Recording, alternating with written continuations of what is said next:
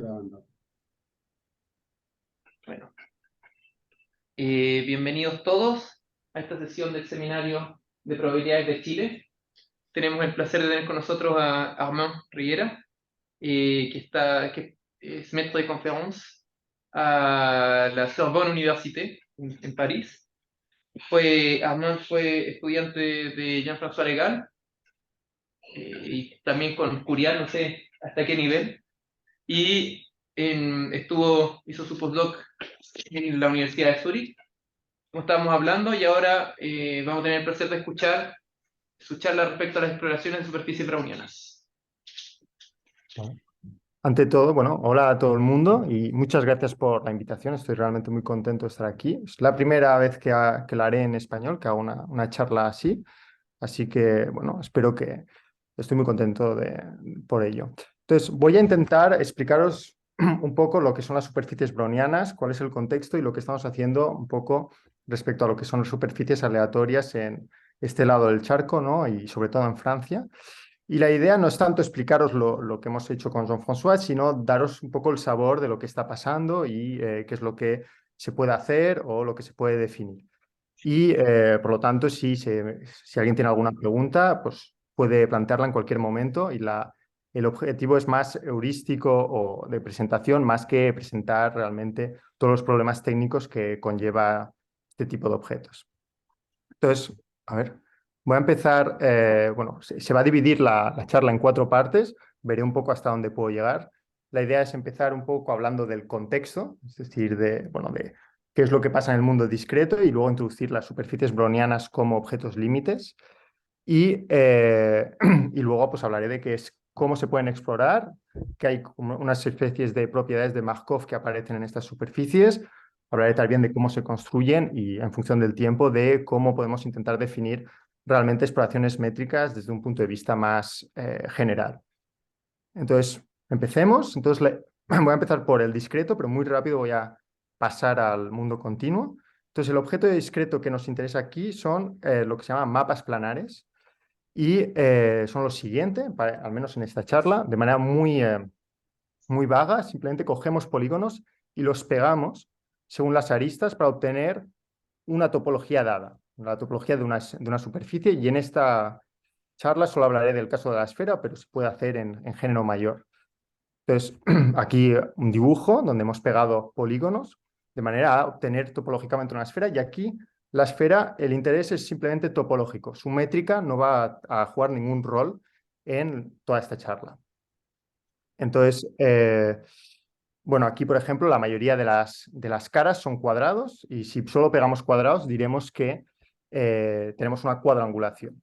Entonces, es un objeto, es un grafo, en verdad, que está dibujado sobre una superficie. Entonces, tenemos su distancia de grafo, tenemos sus vértices y así seguidamente. Entonces, estos objetos lo que vamos a hacer es siempre considerarlos módulo un homomorfismo de la esfera. Y esto es porque queremos hacer probabilidades si no queremos tener un número infinito de objetos, o al menos queremos algo que sea contable, ¿no? Y siempre distinguiremos, y esto es solo por razones de simetría, una arista orientada, distinguida, o sea, es simplemente la dirección de una arista, y es para romper algunas simetrías. Aquí no jugará ningún rol particular. Y la raíz será, esto sí que es más importante, es el punto del que parte la arista distinguida. Es siempre un punto, un vértice del cual observamos nuestra estructura, nada más. Y aquí simplemente en esta charla hablaremos de modelos sin masa, es decir, no habrá ni hipercolación, ni sin, ni modelos de bucles, simplemente un grafo dibujado sobre la topología de la esfera. Y bueno, ¿cuál es el interés de estos objetos? Dejando de lado el carácter combinatorio, es el hecho de que se pueden contar de manera muy precisa y, por ejemplo, uno puede contar cuántas cuadrangulaciones existen con n vértices. Y son fórmulas muy parecidas a lo que ocurre cuando uno cuenta árboles planos, por ejemplo. Aparecen los números de Catalan y así seguidamente. Entonces, por ejemplo, se puede definir una cuadrangulación uniforme con n vértices, simplemente diciendo que la probabilidad de ver algo pues, es 1 sobre el cardinal. Por lo tanto, podemos considerar objetos aleatorios. Y uno de los intereses, sobre todo que ha aparecido en física, es el hecho de que estos modelos aleatorios, si se pone una ley, por ejemplo, una cuadrangulación muy grande, son modelos de espacios compactos marcados. Y si uno mira el grafo, con su distancia de grafo y la raíz pues es un punto distinguido del que vemos, un punto marcado del que vemos la superficie. Entonces nos da modelos de superficies discretas aleatorias.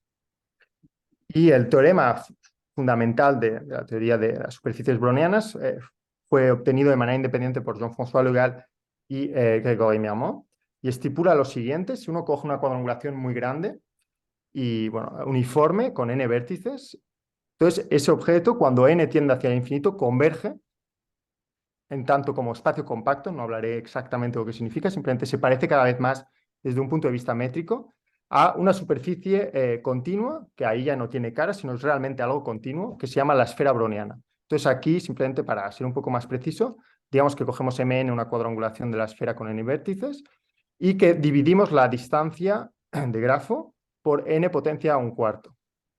Y todo este objeto, con la raíz, converge, se parece cada vez más a un conjunto de puntos S, delta, que es una distancia, y rho estrella, que simplemente es un punto, digamos, un punto uniforme, un punto del cual vemos la estructura de S. Y aquí la constante no es muy importante, simplemente viene del hecho que hemos considerado cuadrangulaciones uniformes. Pero si hubiésemos cogido, por ejemplo, si hubiésemos pegado triángulos u otro tipo de caras, hubiésemos convergido, bueno, hay una convergencia hacia la esfera browniana, pero con otro tipo de constantes. Es decir, la esfera browniana beneficia de una especie de fenómeno de universalidad que hace que muchos modelos muy naturales converjan hacia esta estructura, y evidentemente esto es un poco lo análogo de lo que ocurre con las caminatas aleatorias o marchas aleatorias hacia el movimiento browniano.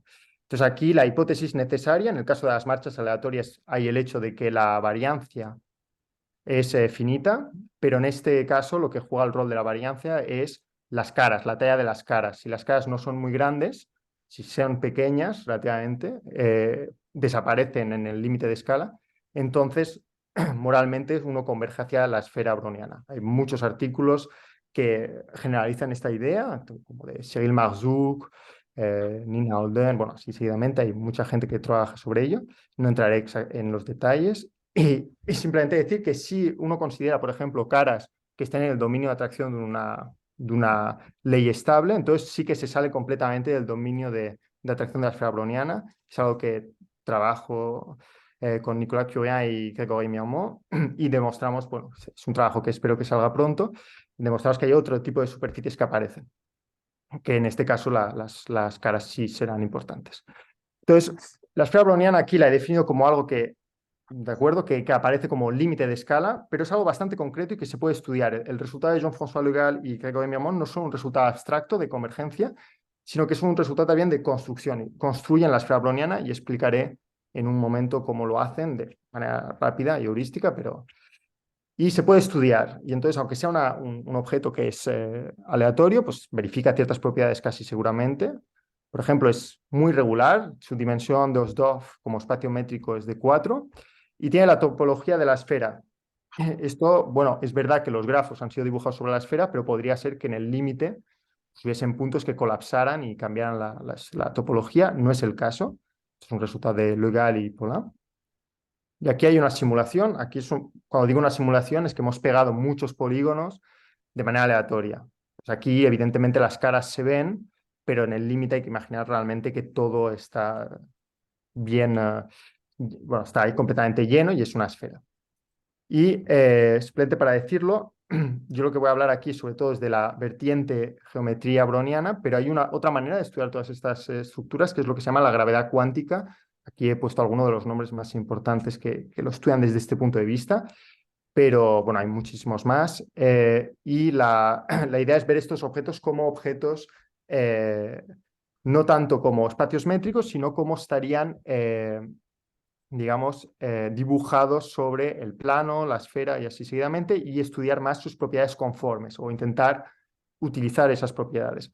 Hoy aquí solo hablaré de propiedades métricas, y las dos maneras de ver las cosas pues, determinan bueno, diferentes propiedades de estas estructuras.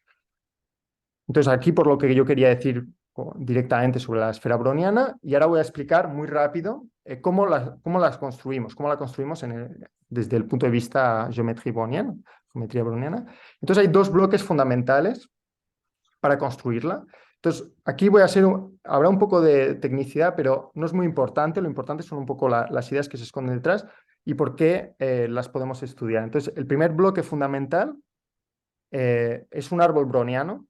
Entonces, el árbol browniano es el árbol encodado por una excursión distribuida según la medida de Ito. No es muy importante aquí lo que significa, simplemente cogemos una excursión browniana. Para la gente que no lo conozca bien, imaginen una caminata aleatoria y cogemos una excursión muy larga de esa caminata y el límite de escala es la excursión browniana. Y con esa excursión uno puede construir un árbol. Y lo interesante es que la excursión browniana la podemos estudiar y por lo tanto el árbol lo podemos estudiar a través de un proceso relativamente canónico.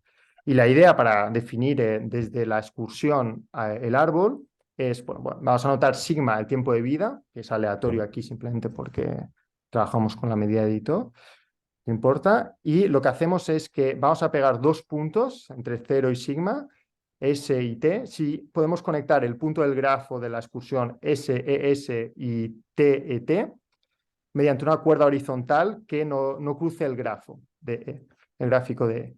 Bueno, la idea es simplemente uno coge la excursión browniana, pone pegamento por debajo de ella y la pliega, y lo que obtiene entonces es el árbol. Y de manera un poco inversa, si uno empieza desde el árbol y coge un punto un poco uniforme, si lo explora, hay que definir eso, pero si se explora siguiendo el contorno y uno mira las distancias al punto que se ha elegido, a la raíz, por así decirlo, va a obtener una excursión browniana. Entonces, la excursión browniana lo que está encodando son las distancias a un punto típico. Y lo importante aquí es que se construye uno desde el otro. Y bueno, voy a dar una definición un poco más formal para aquella gente que lo prefiera, pero no va a ser muy importante aquí. La idea realmente es el hecho de que es explícita, que se puede escribir utilizando algo que es bastante conocido como la excursión browniana. Entonces, uno empieza con la excursión browniana y define la cantidad siguiente, que es una pseudodistancia. Simplemente la pseudodistancia entre S y T es el valor de la excursión en el punto S más el valor de la excursión en el punto T, menos 2 veces lo que ocurre entre S y T. Entonces, se define una relación de equivalencia diciendo que S es equivalente a T para la distancia E si el punto S y T son el mismo para D. Entonces, lo que se está haciendo básicamente es con esta pseudodistancia pegar los puntos que estén a pseudodistancia cero. Entonces, el árbol browniano, también conocido como árbol de Aldous, no es más que el segmento 0 sigma bajo esta relación de equivalencia en la que hemos pegado estos puntos, con esta distancia, que ahora es una distancia, una vez que se ha cogido, y con la relación de equivalencia del punto 0, y esto es un punto raíz. Entonces, el árbol browniano también aparece como límite de escala, por ejemplo, árboles de Galton-Watson o árboles uniformes de cierta talla, y también hay una convergencia y el 0 aquí es simplemente un punto típico. Entonces, este es el primer bloque y el que es relativamente, que ya se conocía y que ya se conocen muchas propiedades de él. Y el segundo bloque fundamental son etiquetas sobre ese árbol. Entonces, las etiquetas simplemente siguen un proceso gaussiano que lo voy a definir entre 0 y sigma por razones de formalismo, pero que veremos que se puede ver como etiquetas realmente sobre el árbol. Y la idea es la etiqueta de 0 es 0 y condicionalmente a la excursión, si uno mira el momento de orden 2 entre la etiqueta de S y la etiqueta de T, es simplemente la pseudodistancia. Entonces, esto que está haciendo es a cada punto da una variable gaussiana y la covariancia está dada por que si dos puntos son lo mismo para la pseudodistancia, entonces la etiqueta es la misma. Y eso hace que estas etiquetas se puedan ver como etiquetas sobre el árbol. Y he aquí una simulación, quizás se entienda más. Aquí tenemos un árbol browniano y los colores representan las etiquetas. Entonces, azul es cerca de 0 y más nos alejamos del azul, más nos alejamos de 0. Y simplemente, si uno coge, por ejemplo, una rama, lo que va a obtener sobre esa rama es un movimiento browniano. Y cuando el árbol se separa, tiene un punto de Boltzmann, bueno, un punto en el que hay varias direcciones posibles, pues se va a separar en varios movimientos brownianos independientes. Y realmente lo podemos ver como dos grados de aleatoriedad distintas. Primero el árbol y luego las etiquetas. Y lo importante es que el árbol no es más que una excursión browniana y las etiquetas son un proceso gaussiano. Entonces, uno puede estudiar este proceso y se puede hacer de manera muy formal. Jean-François Le Gall introdujo la teoría de las serpientes brownianas y así seguidamente, que permite formalizar todas estas ideas. Pero la idea realmente es que está construida con dos objetos que se conocen. Y ahora voy a explicar cómo construir la esfera browniana con estos dos bloques, pero la definición es quizás un poco técnica a primera vista. Lo importante realmente es que es explícita. No voy a usar más adelante la definición. Hay que empezar simplemente definiendo una cantidad que es similar a la pseudodistancia de la excursión, que es este delta cero entre S y T, que a ST asocia pues, la etiqueta de S más la etiqueta de T, hasta aquí es todo igual como en la excursión, menos dos veces el máximo de la etiqueta más pequeña cuando vamos de S a T o la etiqueta más pequeña cuando vamos de T a S cuando vemos el segmento 0 sigma como un círculo. Entonces realmente es muy parecido a lo que ocurría antes, pero no es una...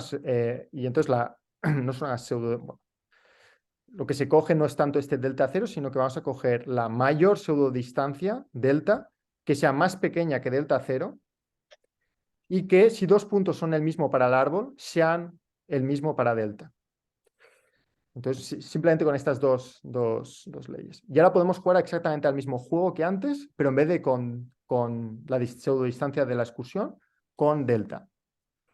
Y pues simplemente escribimos que S es equivalente a T para delta, si delta identifica esos dos puntos.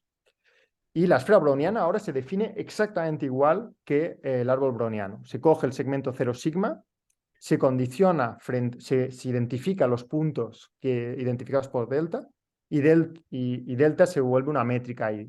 Entonces, para definirlo realmente formalmente habría que condicionar a que sigma sea igual a 1, pero si no, se tiene simplemente un cambio de escala, no es muy importante. ¿De acuerdo? Entonces, ahora realmente, bueno, pues la esfera browniana es algo bastante concreto. Esta construcción que he dado es la construcción que dieron Jean-François Le Gall y Grégory Miamon en sus trabajos respectivos y que está también que bebe de trabajos de Jean-François Marquer y otra gente, es decir, fue realmente un proceso.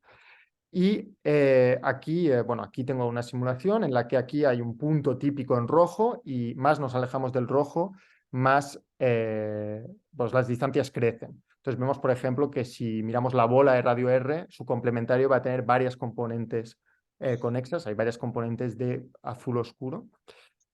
Y bueno, aquí está la simulación y simplemente ahora voy a enumerar algunas propiedades que no, para demostrar, bueno, que este proceso que hemos construido con el árbol browniano y etiquetas brownianas no solo es concreto, no solo podemos pues, definirlo, sino que las etiquetas también tienen propiedades métricas. Entonces, bueno, simplemente decir, bueno, sabemos los puntos en los que delta se anula, sabemos qué puntos son identificados, esto no va a ser muy importante aquí, pero eso es lo que permite entender cuál es su topología. Y lo importante es que si dos puntos son identificados por delta, entonces tienen misma etiqueta, o sea, mismo lambda. Y eso permite ver las variables gaussianas no solo como variables gaussianas sobre el segmento 0 sigma, no solo como variables gaussianas sobre el árbol, sino también se pueden ver como variables gaussianas sobre la esfera browniana. Entonces, cada punto tiene su etiqueta. Y esto sí que es realmente importante, existe un solo punto que tenga etiqueta mínima. Y lo importante es que las distancias a ese punto, T estrella, si lo vemos como 0 sigma, las distancias entre otro punto T y T estrella son solamente la diferencia de las etiquetas. Si uno mira lo que ocurre en la etiqueta mínima, las otras etiquetas lo que están diciendo son cuáles son las distancias a ese punto. Es decir, las etiquetas están dando las distancias a T estrella. Tienen una interpretación métrica, como en el caso del árbol browniano, en que la excursión son las distancias a la raíz. Y ahora simplemente para mencionarlo, no solo tenemos una distancia, sino que también tenemos una medida dentro de la esfera browniana, que es simplemente la medida de imagen de la medida de Lebesgue sobre el segmento 0 sigma, que es como una medida realmente de Lebesgue o uniforme sobre la esfera browniana. Y se puede demostrar que es el límite de la medida de contaje sobre las cuadrangulaciones, por ejemplo, sobre los vértices. Entonces es simplemente una medida que dice cada zona de la esfera browniana, pues cuál es su talla o su volumen, si se quiere. Y entonces ahora simplemente, pues para fijar un poco las notaciones, llamaré Rho estrella el punto que tiene etiqueta mínima, y es el punto desde el cual es el punto rojo en esta simulación, desde el cual entendemos todas las distancias. Y luego este punto Rho bullet, que también es importante, pero no será muy importante aquí, pero simplemente lo digo de pasada, que es el punto que corresponde a 0 sigma, que 0 sigmas son pegados por lambda. Y ese es otro punto que lo podemos ver como otro punto marcado bueno, como otro punto. Y lo realmente sorprendente de esta construcción es que ambos puntos, Go estrella y Go bullet, son puntos uniformes para esta medida de Lebesgue. Entonces lo que tenemos aquí realmente es, bueno, tenemos límites de escala de superficies discretas aleatorias y esas límites de escala lo podemos construir con dos procesos estándares, que es la excursión browniana y un proceso gaussiano, de tal manera que las etiquetas, el proceso gaussiano, sean las distancias a un punto típico. Cuando la construcción que hemos hecho no es para nada, el punto T estrellas es asimétrico frente a la construcción, ¿no? Entonces aquí es lo que quería decir un poco sobre la construcción de la esfera browniana y yo hablo de superficies brownianas aquí y el hecho y las razones porque hay otras superficies. Aquí hablaré sobre todo del caso planar, pero bueno, hay otros trabajos, por ejemplo, de Grégory y Mirmont, y Jérémy Bettinelli sobre este tipo sobre otros géneros. Pero casi todas las superficies, si no todas, se pueden construir con estas que voy a mencionar. Entonces, por un lado hay el disco browniano, que es como una versión del disco con la topología del disco de la esfera browniana, y tiene un perímetro, aunque el borde, que es la parte que es topológicamente equivalente al círculo, es fractal, pero se puede definir una noción de longitud de perímetro del borde. Luego, si uno coge el disco browniano y le pide que el volumen tenda hacia el infinito, aunque el perímetro se quede en Z, pues obtiene el disco browniano de volumen infinito, que ya no es un objeto compacto, pero se puede seguir definiendo. Y si ahora cogemos ese disco browniano de volumen infinito y se hace colapsar el borde en un solo punto, Z tendiendo hacia cero, vamos a obtener el plano browniano que tiene la topología del plano. Y si al contrario se hace tender la longitud del borde hacia el infinito, lo que se obtiene es el semiplano browniano, que es una especie de muro de escalada infinito con sus perturbaciones. Y todos estos objetos se pueden construir también con árboles con etiquetas. Por ejemplo, trabajos de pues Grégory, Mirmont, Bauer y Rey, que construyen estos objetos también conociendo distancias a un punto al infinito, por así decirlo. Y hablaré después con otro tipo de construcciones. Pero todas de manera bastante similar a lo que ocurre para la esfera browniana. Entonces, he aquí lo que quería decir sobre el contexto, y ahora todo lo que voy a decir ahora es más sobre temas de exploración, y todo lo que diré son trabajos conjuntos con Jean-François Legal, y me voy a realmente concentrar en la parte exploración métrica, no exploración conforme, que sería más de gravedad cuántica.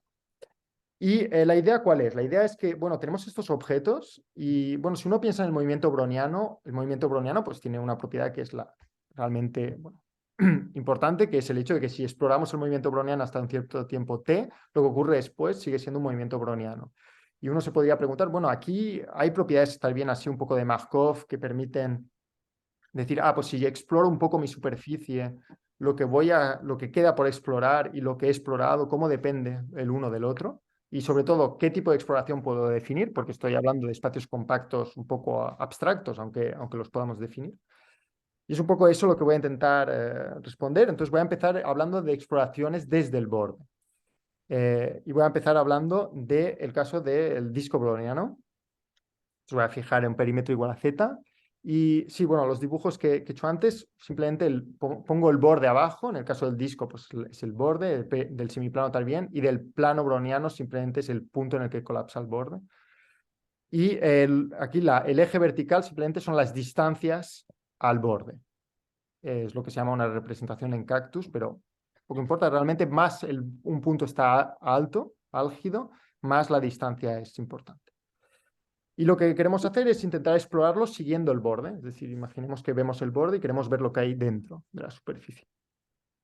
Y bueno, un poco la primera manera a la que uno piensa es, bueno, pues voy a definir la bola de radio R. Voy a fijar R, entonces corto el nivel R, lo que hay por debajo es esta zona de aquí, es la bola de radio R, y lo que hay por encima, pues es el complementario. Y aquí el complementario, de manera distinta a lo que ocurre en el caso euclidiano, pues hay varios. El complementario tiene varias componentes conexas, en realidad típicamente un número infinito. Y, pero aquí lo importante es que por razones topológicas, cada componente conexa del complementario tiene la topología del disco, y es por eso que estoy enunciándolo para el disco browniano primero. Entonces, simplemente para fijar un poco las ideas, notemos CRI, las componentes conexas del complementario. Vamos a coger la cerradura, pero bueno, aquí no importa demasiado. Y lo importante es que podemos definir la longitud de cada borde.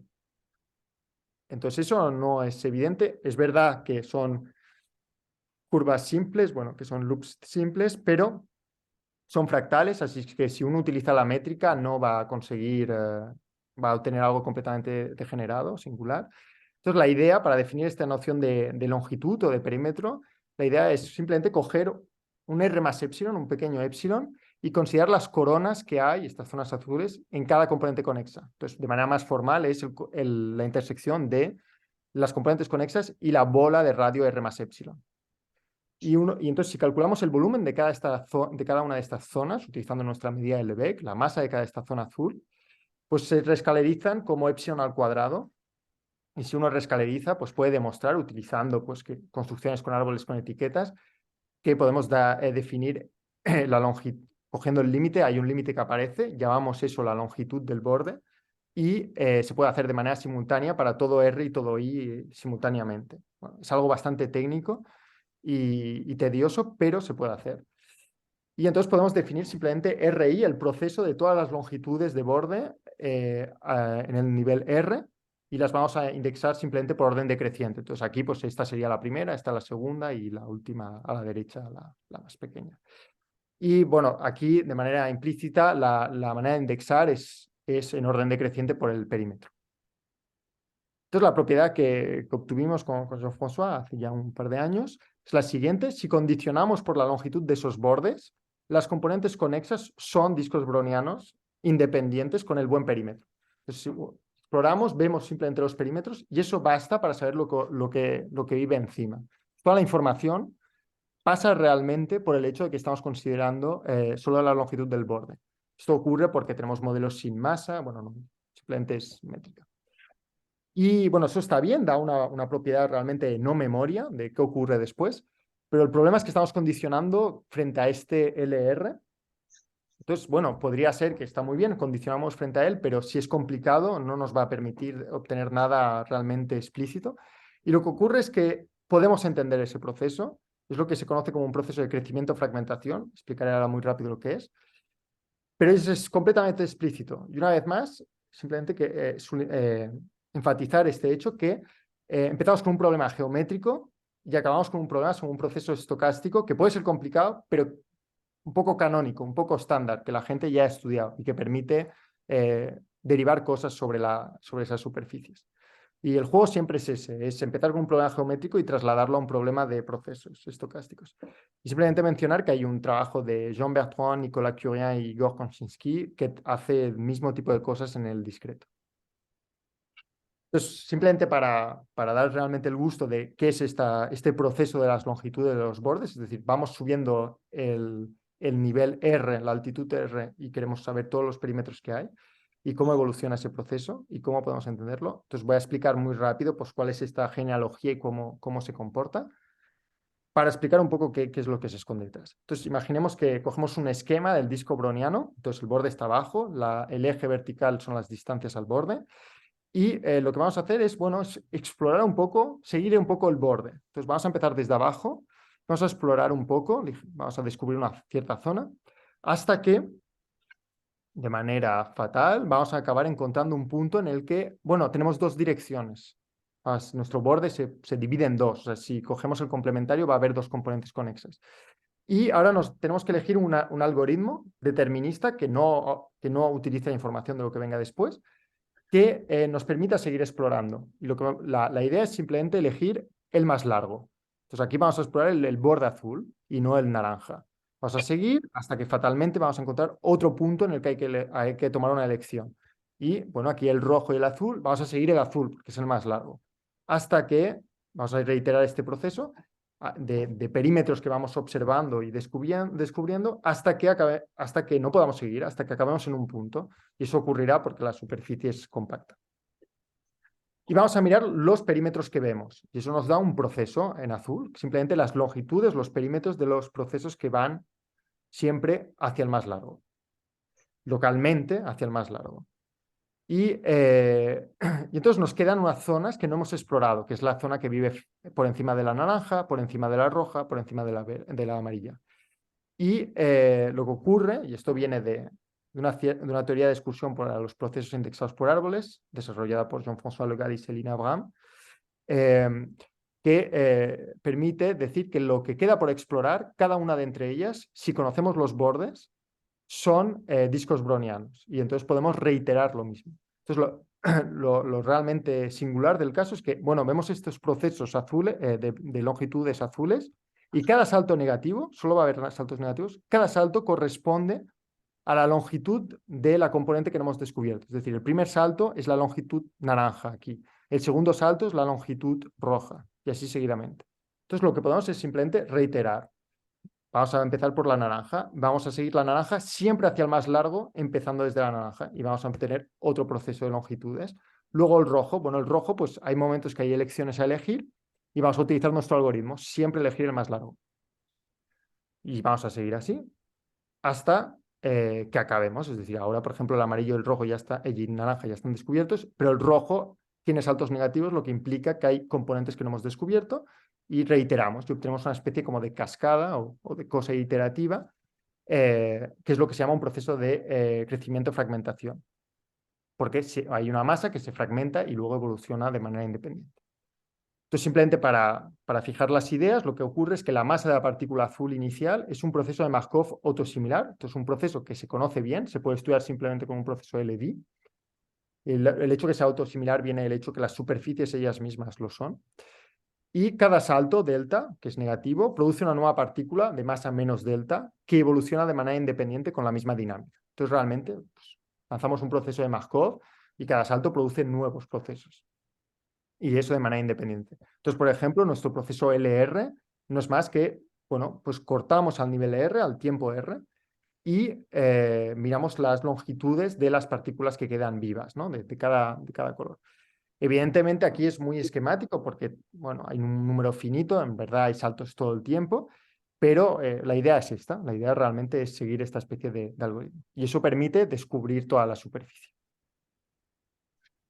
Bien, entonces, aquí lo que quería decir era un poco de la exploración desde el borde del disco browniano y ahora voy a intentar explicar, bueno, pues qué pasa para las otras superficies, cómo podemos traducir esto pues a los otros casos. Entonces vamos a empezar con la esfera browniana y el plano browniano, que se parecen mucho, aunque uno no sea compacto y el otro sí. Entonces, aquí vamos a dibujar las distancias frente a la raíz, al punto Rho estrella, y el punto en el que colapsa el borde en el caso del plano browniano. Y estos puntos son típicos, o sea, no estamos describiendo nada atípico frente a la superficie. Y simplemente recordar que tenemos un segundo punto marcado en el caso de la esfera browniana y en el caso del plano podemos ver el infinito como otro punto marcado. Solo hay un infinito por una consecuencia topológica del hecho que estamos en el plano. Y bueno, ahora no podemos hacer lo mismo que antes porque empezamos desde un punto. Entonces no podemos definir esta exploración que siempre elige el más grande porque va a haber saltos directamente y empezamos desde cero. Entonces la idea es utilizar ese punto distinguido, ese segundo punto marcado, o bullet o infinito, para empezar la exploración. Entonces la idea es empezar descubriendo los bordes que llevan hacia el punto raw bullet o el infinito.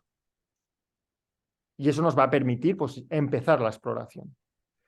Entonces, simplemente ahora vamos a jugar al mismo juego, vamos a decir, pues si cortamos en R, pues lo que está por debajo del nivel R es la bola de radio R, y lo que está por encima pues es el complementario. Y obtenemos, bueno, pues los bordes que van hacia el punto marcado y otras zonas aquí en azul.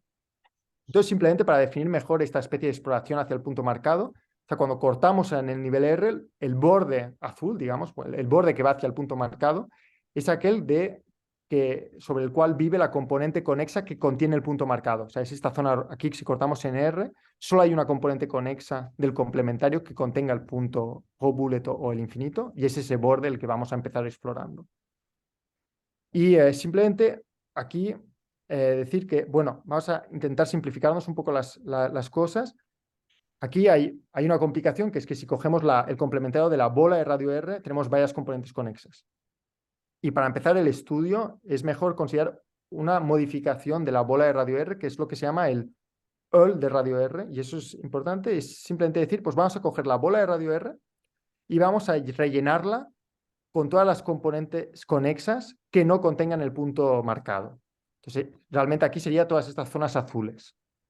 Como realmente cuando exploramos y tenemos una nueva componente conexa, si no contiene el punto marcado, la exploramos entera. Y eso nos permite simplemente tener una zona que explorar. Y vamos a anotar B bullet el EUL y el B hat, pues el complementario o la cerradura del complementario.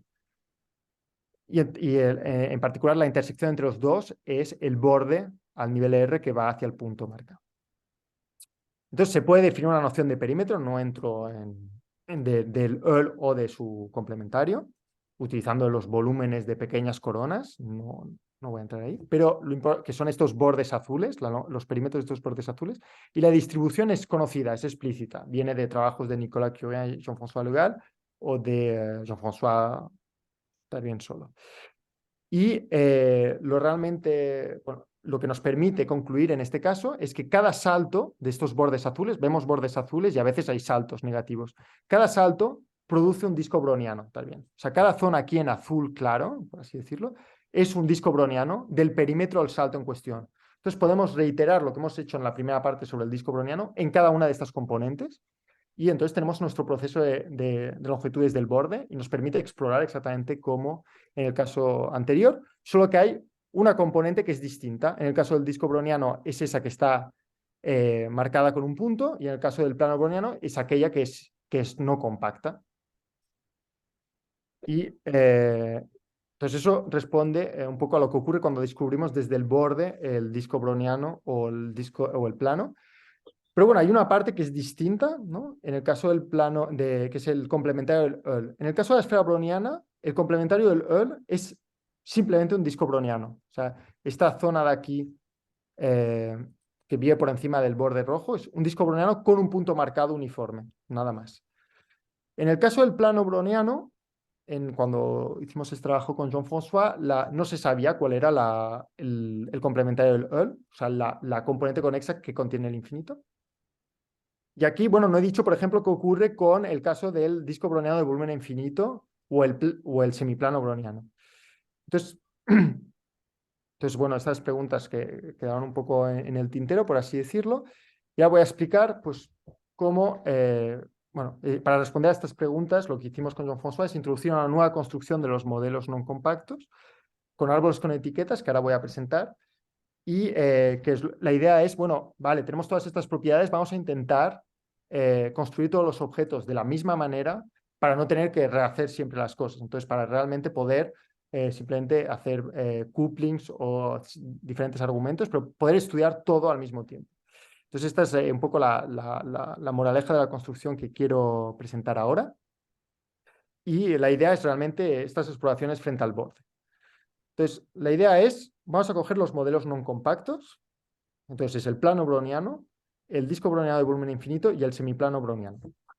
Y lo que queremos es definirlos todos un poco de manera unificada, utilizando árboles con etiquetas que nos permitan, pues, estudiar distancias, estudiar qué es el EUL y el complementario. Entonces, vamos a empezar igual. Vamos a empezar con un primer bloque que va a ser un árbol y un segundo bloque que van a ser etiquetas. Y hay cosas que van a ser iguales que en el caso de la esfera browniana y hay otras que van a ser distintas. Bueno, para empezar, el árbol no va a ser compacto, porque estamos hablando de superficies no compactas, y el árbol va a ser simplemente el árbol browniano infinito, o no compacto, y lo podéis ver simplemente como el árbol browniano que pedimos que su talla tienda hacia el infinito. Entonces, ¿qué es? Es básicamente una línea infinita que se llama la espina, esta zona dorada, que simplemente realmente un segmento que va hacia el infinito, con un intervalo que va hacia el infinito. Y luego a izquierda y a derecha tenemos árboles brownianos independientes que se pegan de manera lo más uniforme posible. Y este es el árbol browniano. Entonces, bueno, simplemente para definir un poco las cosas, para construirlo lo que podemos hacer es empezar con el segmento cero infinito, que lo podemos ver como la espina infinita, y luego podemos introducir, para definir esta noción de completamente aleatorio, podemos definir dos medidas de Poisson independientes que explican lo que ocurre a la izquierda y a la derecha, que simplemente dicen dónde hay que pegar los árboles, a qué altura, y que los árboles son árboles brownianos. ¿Vale? Aquí está la intensidad, no es muy importante aquí. Y bueno, pegamos los árboles en las buenas alturas. Pero realmente la idea es, tenemos una espina y luego árboles de manera lo más uniforme posible, árboles brownianos sin condicionar, según la medida de Ito. Y ahora necesitamos etiquetas. Y bueno, entonces, ¿qué vamos a hacer? Pues vamos a coger, queremos etiquetas sobre este árbol infinito y aquí las cosas van a ser un poco distintas. Vamos a empezar con sobre la espina y sobre la espina las etiquetas van a seguir un proceso de Bessel 3 y eso, bueno, para la gente que no esté familiarizada con este tipo de objetos, simplemente es un movimiento browniano condicionado a quedarse positivo. Y para cada árbol browniano vamos a poner simplemente etiquetas brownianas, pero que empiecen desde la etiqueta del punto en el que hemos pegado el árbol. Entonces tenemos simplemente etiquetas sobre un Bessel 3 sobre la espina y luego árboles brownianos de cada lado. Y esta es la parte un poco distinta de lo que ocurre en el caso de la esfera browniana. Vamos a coger cada rama del árbol y vamos a cortarla en cuanto toque cero. La vamos a podar. Vamos a obtener este tipo de estructura, ¿de acuerdo? La espina no toca cero, solo toca cero al inicio, pero luego la dejamos evolucionar. Se irá hacia el infinito. Un Bessel 3. Luego aquí el eje vertical son las etiquetas, la distancia de etiqueta a cero. Y luego a la izquierda y a la derecha vamos a tener árboles brownianos.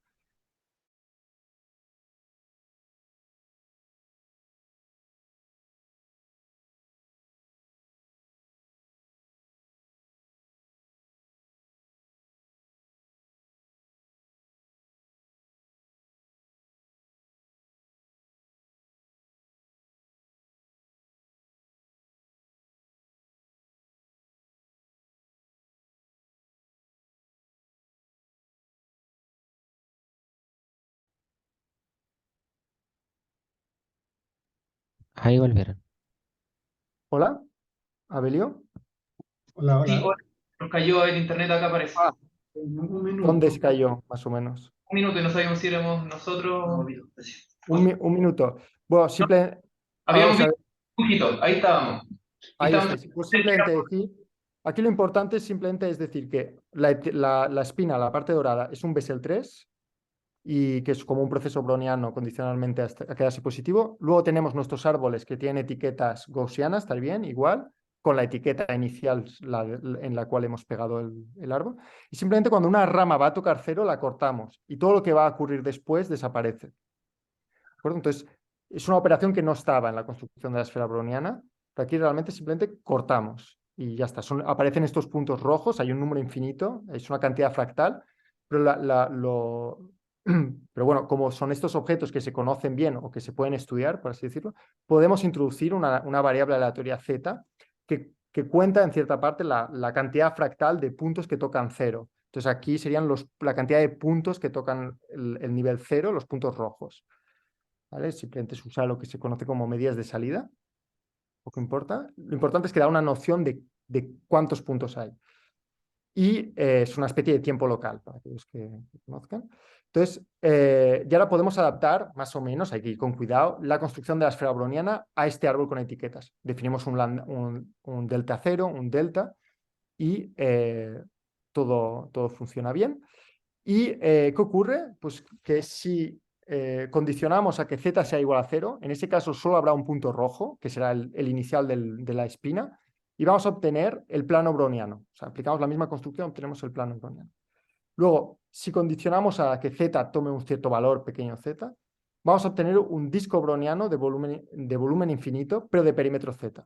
Y si por el contrario condicionamos a que z, o sea, que la cantidad de puntos rojos de puntos en cero sea igual al infinito, vamos a obtener semiplano. Es decir, la parte roja, la parte de etiqueta 0, está dando el borde de las superficies y en parte lo que obtenemos con esta construcción es que las etiquetas en este caso no son las distancias a un punto, son las distancias al borde, son las distancias pues en el caso del plano browniano, a la radio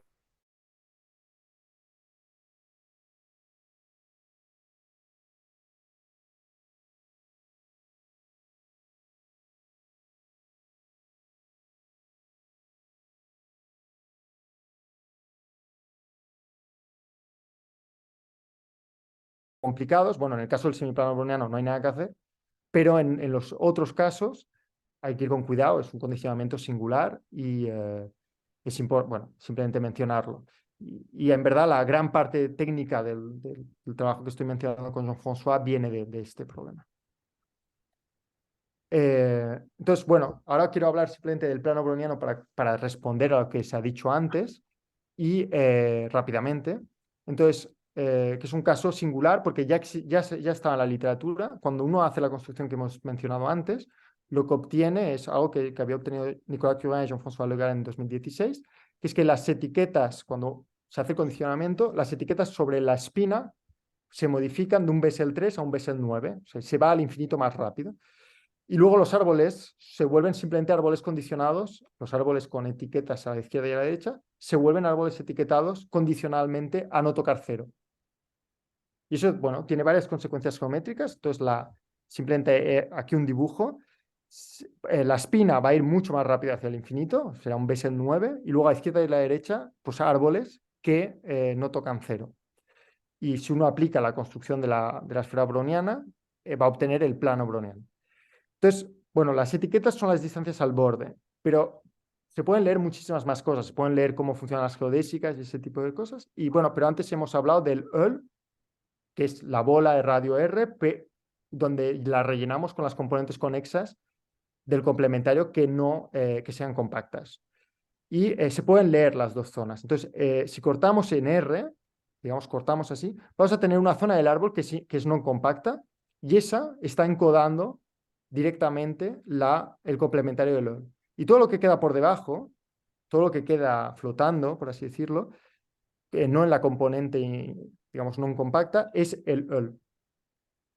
Y eso permite estudiar la una y la otra y en particular permite, bueno, pues, realmente construir directamente como árbol etiquetado el EUL y su complementario.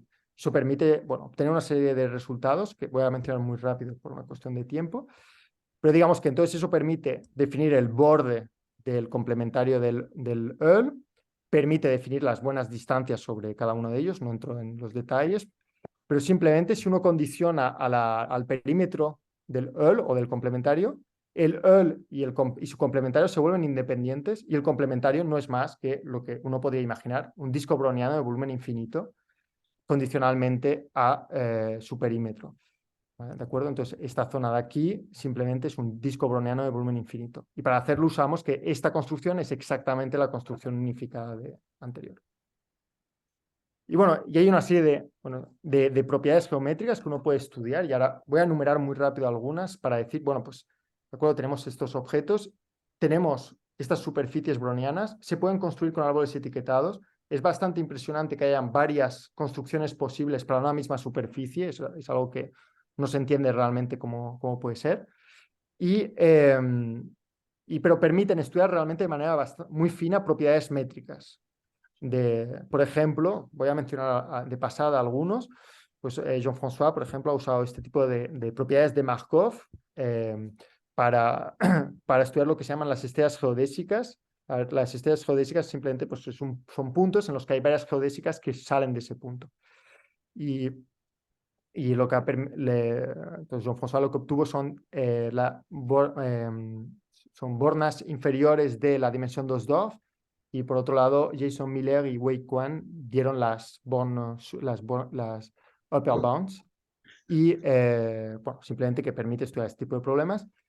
En mi caso, pues yo estudié propiedades de perfil isoperimétrico, no voy a entrar en detalles, pero simplemente es intentar ver si pues tenemos el plano browniano, tenemos la topología del plano, entonces podemos intentar comparar pues en las zonas simplemente conexas, pues la diferencia entre el perímetro y el volumen y cuál es el buen ratio, y ya hay realmente óptimos, ¿no? Se puede estudiar de manera óptima y completamente explícita.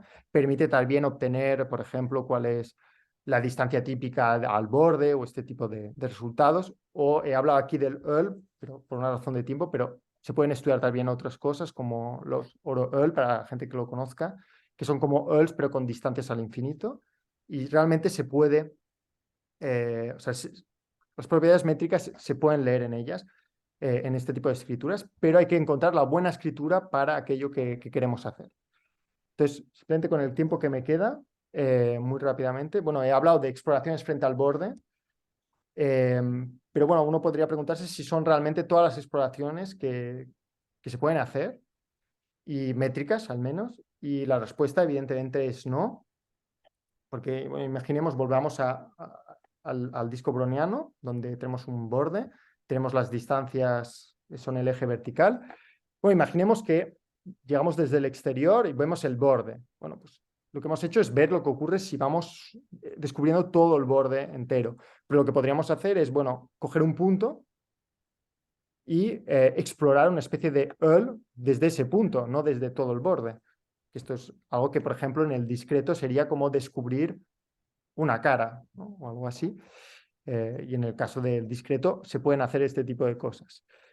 Y luego uno podría decir, de acuerdo, he descubierto esta zona azul y ahora voy a intentar elegir otro punto de manera medible frente a lo que he descubierto, otro punto del borde, y voy a continuar explorando desde allá, otro EUL, y así seguidamente. Y uno podría esperar, bueno, que estas son las exploraciones, ¿no? O de manera más general, pero en realidad es bastante equivalente, pues uno podría decir, bueno, pues voy a coger un segmento del borde, que no sea ni un punto ni todo el borde, y voy a descubrir las distancias, un EUL centrado en esa zona del borde, o sea, una parte pues así simplemente conexa, azul. Y quiero saber cómo depende lo que queda por explorar de lo que he explorado y cómo hacerlo, sobre todo, ¿no? Y uno podría pensar, bueno, pues esto es lo que hemos hecho ahora muy recientemente. Hace unos meses salió un archive con Jean-François, y uno podría pensar que estas son como un poco las exploraciones que se pueden hacer, o todas las exploraciones se pueden obtener como límites de estas, pero eso no lo hemos hecho, está fuera al menos de nuestro alcance por ahora. Y ahora simplemente explicar muy rápido qué es lo que realmente hemos hecho y cuál es esta propiedad. Entonces, voy a dibujar ahora un disco browniano muy rápido, y ahora no lo voy a hacer su representación en cactus, aquí simplemente lo he dibujado en el plano. No fijo ni su perímetro, digamos que perímetro igual a 1 o z, y cojamos un punto típico del borde, proestrella. Entonces, lo primero que queremos hacer es, bueno, entender el borde, ¿no? Que queremos saber si podemos movernos por el borde. Entonces, lo primero que hay que hacer es intentar parametrizar el borde.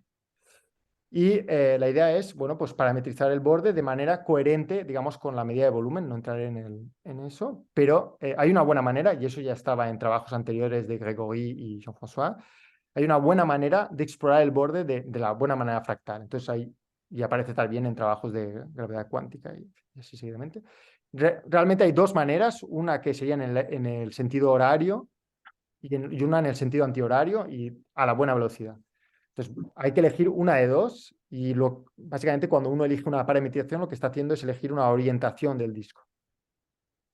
Y bueno, de manera no sorprendente, pero importante, el disco browniano no cambia si cambiamos el punto Rho estrella y elegimos otro punto, es decir, si nos movemos un poco por el borde siguiendo esa parametrización. Podemos cambiar el punto desde el cual observamos. Y vamos a llamar el disco con su métrica, con su volumen y con su parametrización, un disco browniano orientado. Hemos fijado la orientación. Pero bueno, la orientación es simplemente bueno, hay que elegirla. Y simplemente por temas técnicos elijamos otro punto de manera, pues con la parametrización, de cualquier manera que queramos. Es lo que nos va a permitir definir pues, los EUL, ¿no? Que es más simple a estudiar que las bolas. Y vamos a definir el EUL. Y lo que vamos a hacer es, simplemente vamos a coger un R, vamos a mirar la bola de radio R frente a Rho estrella, y vamos a rellenarla con todas las componentes conexas del complementario que no contengan el punto marcado. Vamos a obtener esta zona azul. Y una vez más, como estamos en un disco, pues el complementario del EL aquí en B hat y el EL son discos, una vez más. Y se puede demostrar, y eso hay que demostrarlo, no es tan simple, que se puede parametrizar correctamente pues la interfaz entre los dos, esta nueva zona que ha aparecido, esta nueva... Y eso nos permite parametrizar el EL y su complementario, tener una buena parametrización, poder explorar el borde. Eso es lo que nos permite pues, elegir otro punto.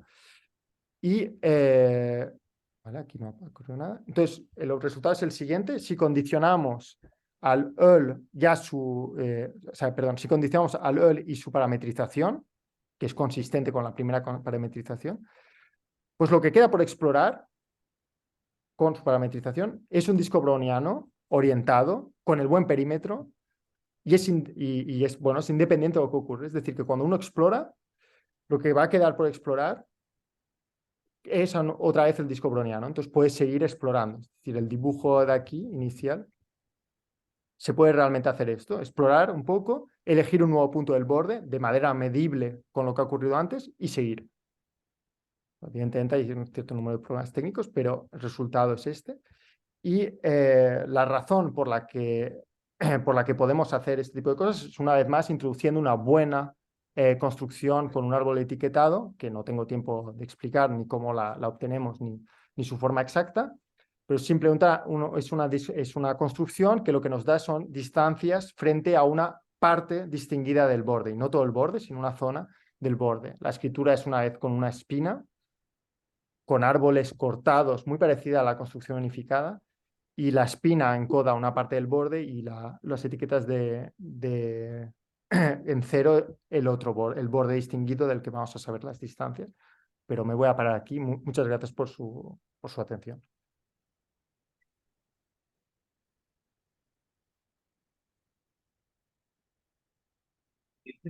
Muchas gracias, Arnaud.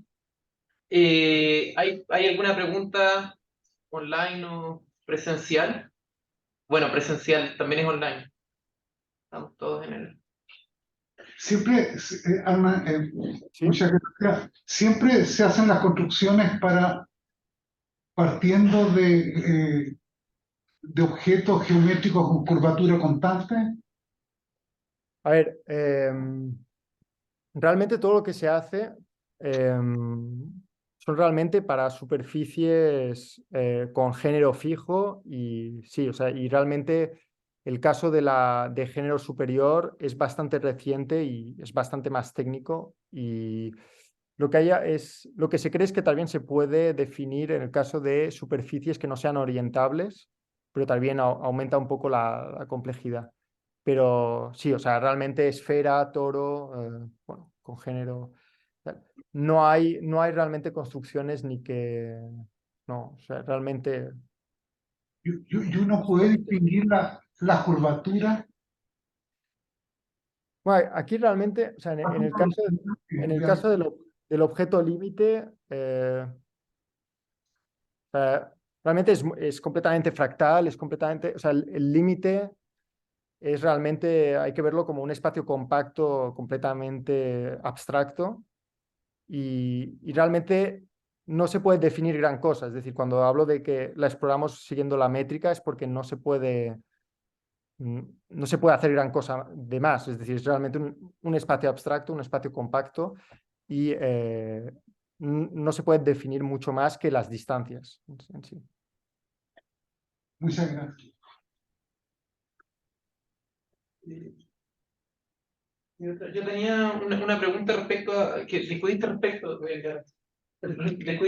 a la desigualdad isoperimétrica. ¿Hay algo ¿Sí? que, de alguna manera, los óptimos para la desigualdad isoperimétrica con volumen pequeño se parecen a bolas o es como otra? No se parece en nada a una bola porque o sea, la inigualdad isoperimétrica o sea, en este caso queremos comparar, cogemos partes simplemente conexas que contengan la raíz, por ejemplo, y Ah, queremos comparar su volumen con su perímetro en el sentido métrico. Y el problema es que las bolas o los EL su borde es fractal, es decir, no son para nada las superficies que optimizan. No es como en el caso euclidiano que la bola optimiza eh, las inigualdades isopremétricas. Aquí no lo es. Aquí la idea es utilizar una propiedad de la que no he hablado, pero que es muy importante, que es que el hecho que las geodésicas, si uno mira las geodésicas hacia la raíz, las geodésicas se tocan de 2 puntos, digamos A y B hacia la raíz, pues las geodésicas se van a tocar antes de llegar a la raíz. Entonces uno puede construir, como pegando geodésicas al borde, puede construir pues un ciclo que separe la raíz del infinito. Y eso sí, y esas construcciones son las mejores que se pueden hacer, básicamente.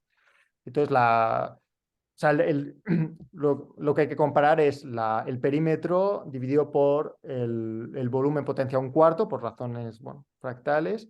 Y bueno, eso oscila y hay que poner una corrección, una función, por ejemplo, del logaritmo del volumen. Entonces, hay un criterio muy simple, que es que si la suma, si se coge, bueno, si se corrige por f de log del volumen de A, digamos, con A la zona que se compara, pues el ínfimo será positivo o no en función de si la suma de 1 sobre f m al cuadrado converge o no, con m entero. Es decir, hay una propiedad que dice cuándo ocurre o cuándo no. Y ya está. Cuándo se puede hacer. Pero realmente no se parecen en nada, no son bolas, son realmente, hay que pegar geodésicas y hay que aproximar la medida de esas zonas, los volúmenes. El largo no se mide como el cuadrado, sino que de verdad se mide como un largo. O sea, tiene un largo. Sí, o sea, realmente hay que, o sea, sí, o sea, lo que hay que ir haciendo es coger una geodésica hacia la raíz, coger otro punto, ver dónde se pegan, e ir continuando y va a haber como geodésicas que van a ir haciendo así y va a hacer va a hacer un ciclo, Muchas de tal gracias. manera que la raíz esté en una componente distinta al infinito. Y la razón por la que podemos hacer eso es que aquí he dicho que las distancias a la raíz son las etiquetas, pero uno puede construir las geodésicas también a la raíz, que son simplemente coge un punto y va siguiendo siempre el ínfimo, o sea, va siguiendo las etiquetas cada vez más pequeñas y eso va a dar las geodésicas. Y bueno, es bastante técnico, pero la moraleja es eso, es que son, o sea, digamos, lo realmente extraño de la geometría browniana es que basta con saber las geodésicas a un punto para conocer toda la métrica, que es algo que ocurre para los árboles, es evidente, si uno conoce todas las geodésicas hacia un punto en un árbol, funciona, pero la esfera, desde este punto de vista, la esfera browniana, también, o las superficies brownianas, se parecen a un árbol en el sentido de que basta conocer todas las distancias a un punto, todas las geodésicas a un punto para reconstruir toda la métrica. Y eso es lo que hace que estas construcciones por pegamentos de geodésicas aproximen bien todas las cosas que se puedan hacer. Muchas gracias. ¿Hay alguna otra pregunta?